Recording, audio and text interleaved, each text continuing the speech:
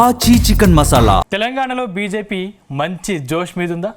తమకు ఏ అవకాశం దక్కినా ఈ విషయాన్ని తమకు అనుకూలంగా మార్చుకుంటుందా?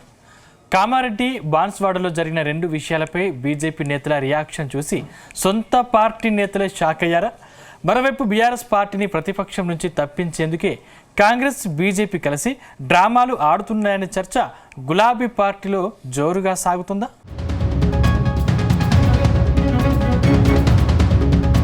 తెలంగాణలో కాంగ్రెస్ పార్టీ అధికారంలోకి వచ్చి 2 ఏళ్లు దాటింది. గత అసెంబ్లీ ఎన్నికల్లో అధికార బీఆర్ఎస్ ను ఓడించిన కాంగ్రెస్ గులాబీ పార్టీని ప్రతిపక్ష హోదాలోకి నెట్టేసింది. ఆ తర్వాత జరిగిన సర్పంచ్, మున్సిపల్ ఎన్నికల్లో కాంగ్రెస్ పార్టీ మెజారిటీ సీట్లను దక్కించుకుంది. అటు బీఆర్ఎస్ పార్టీ కూడా సత్తా చాటింది. ఇక మున్సిపల్ ఎన్నికల్లో కరీంనగర్ కార్పొరేషన్ తప్పితే బీజేపీకి ఊహించిన స్థాయిలో సీట్లు రాలేదు. ఈ నేపథ్యంలో బీఆర్ఎస్ ను మరింత వీక్ చేసేందుకు కాంగ్రెస్ బిగ్ స్కెచ్ వేసిందన్న చర్చ జరుగుతుంది. ప్రస్తుత పరిస్థితుల్లో గులాబీ పార్టీని మరింత వీక్ చేసేందుకు కమలం పార్టీకి ఎక్కువ ప్రాధాన్యత ఇస్తుందన్న చర్చ జరుగుతోంది. ఇప్పుడు కామారెడ్డిలో జరిగిన ఈ చిన్న ఆరోపణను కాంగ్రెస్ బీజేపీలు రాష్ట్ర సమస్యగా మార్చేశాయని గులాబీ పార్టీలో చర్చ జరుగుతున్నట్టు ప్రచారం సాగుతుంది.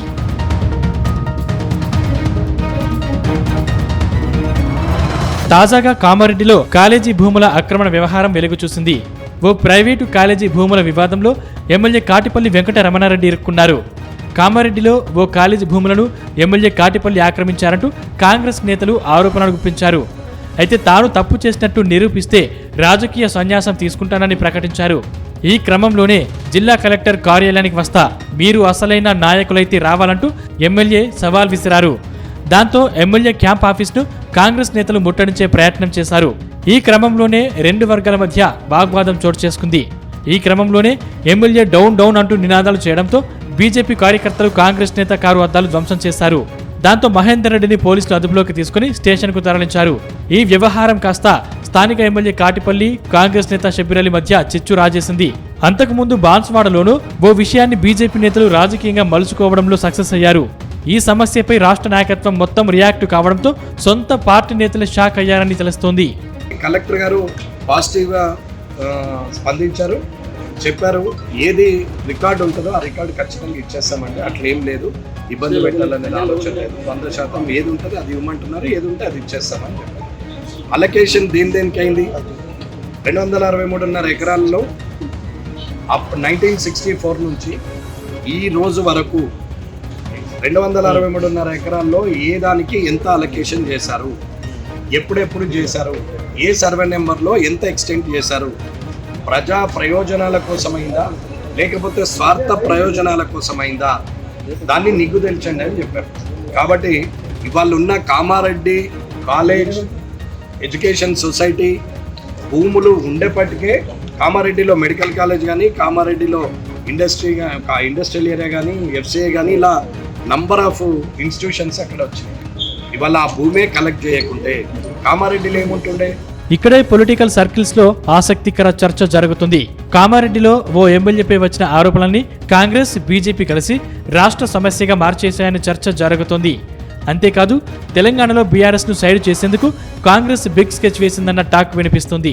రాష్ట్రంలో బీఆర్ఎస్ ను సైడ్ చేసేందుకే బీజేపీకి కాంగ్రెస్ పార్టీ అత్యధిక ప్రాధాన్యత ఇస్తుందనే అభిప్రాయం వ్యక్తమవుతోంది. అందుకే రాష్ట్రంలో చిన్న సమస్యను 2 పార్టీలు కలిసి రాష్ట్ర సమస్యగా మార్చేశాయని బీఆర్ఎస్ శ్రేణులు అనుమానాలు వ్యక్తం చేస్తున్నాయట. మరోవైపు గతంలో బీజేపీని అడ్డుకునేందుకు కాంగ్రెస్ కు బీఆర్ఎస్ ప్రాధాన్యత ఇచ్చిన విషయాన్ని గుర్తు చేస్తున్నారట. అప్పట్లో రేస్లో లేని కాంగ్రెస్ పార్టీకి గులాబీ బాస్ కేసీఆర్ అత్యధిక ప్రాధాన్యత ఇచ్చారు.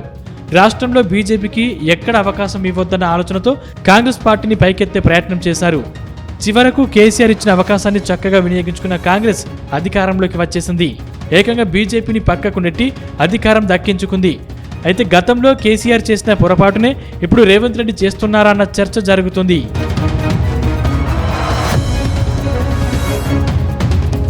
మొత్తంగా వచ్చే ఎన్నికల వరకు కాంగ్రెస్ పార్టీ బీజేపీని తమ ప్రత్యర్థిగా చూపించే అవకాశం ఉందన్న టాక్ వినిపిస్తుంది. అయితే ఈ అవకాశాలను బీజేపీ తమకు అనుకూలంగా మార్చుకుంటే మాత్రం కాంగ్రెస్, బీజేపీ అడ్రస్ గల్లంతే అవకాశం లేకపోలేదు. ఇప్పుడు ఈ 2 పార్టీలను కారు పార్టీ సైతం జాగ్రత్తగా గమనిస్తోంది.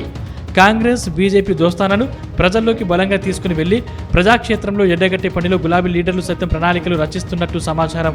అయితే రాష్ట్రంలో బీఆర్ఎస్ పార్టీని మరింత వీక్ చేసేందుకు సీఎం రేవంత్ రెడ్డి చేస్తున్న ప్రయత్నాలు ఎంత మేర సక్సెస్ అవుతాయనేది మాత్రం మరో 3 ఏళ్ల తర్వాత తేలనుంది.